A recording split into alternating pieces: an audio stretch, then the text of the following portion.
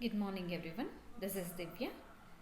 Today I am going to talk to you on Neoclassical Period. It's an interaction. It is session 2 of B.A. III VSK University, Ballary.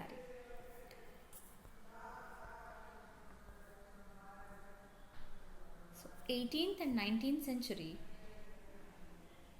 the age is called as Neoclassicism. The age is known as Classical Age or Age of Reason, and also called as Period of Enlightenment. We find unity in all the works of writers. The age wished to understand, not to imagine.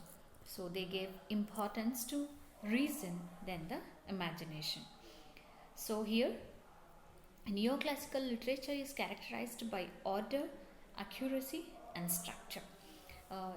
It means that neoclassical writers strictly followed the rules of writing of literature.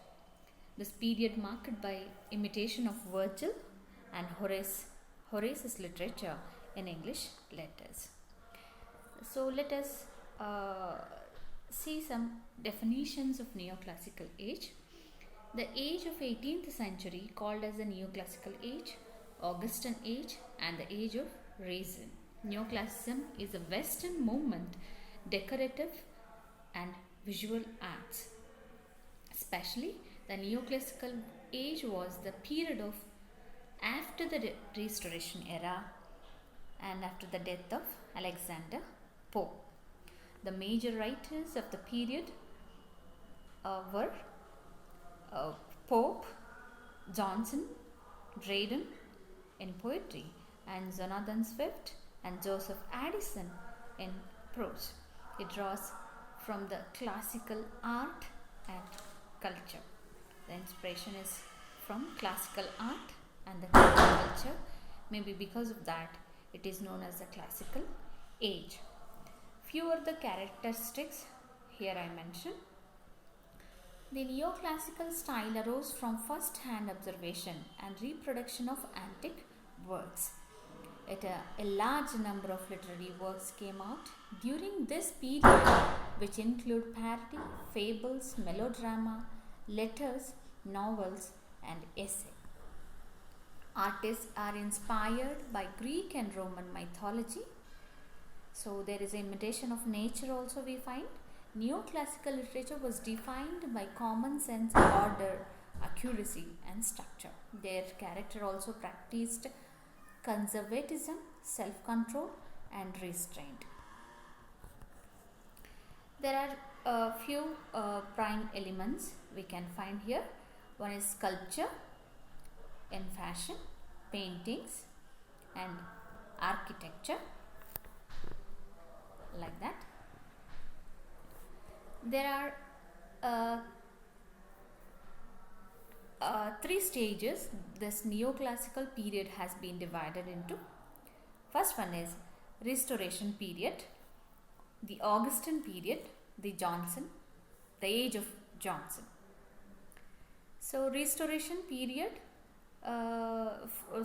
begins from 1660 to 1700. The restoration of King Charles II to the English throne in 1660, after a long period of Puritan domination in England, brought a new change in English literature. Previously closed theatres were opened again. New group of writers began to write plays. So, Restoration literature continued to appeal to heroine ideals of love and honor.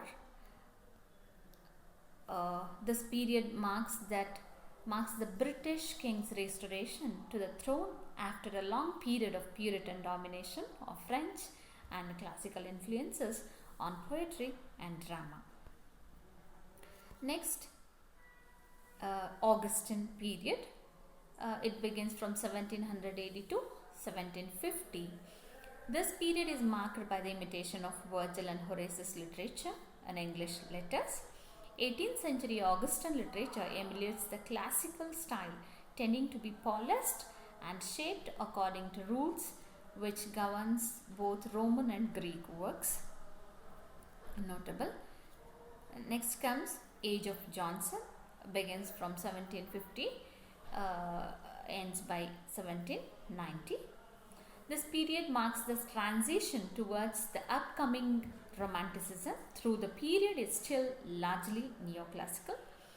Much was happening around the world politically, act as both the American and French revolutions. This time marked translation in English literature from the structure and form of neoclassical writers to the emotional writings of the romantics. So some popular types, as we have already discussed, there is a parody, there are essays, letters and fables, and other kinds satire and melodrama. So while in conclusion, the neoclassical era in literature brought a sense of decorum and stability to writers. There were rules to be carefully followed, and there was a structure to be upheld. It was a time of careful moral appearance, though appearances were more valued than honesty. Here are the few references I have followed. So this is just an introduction to neoclassical period. Thank you.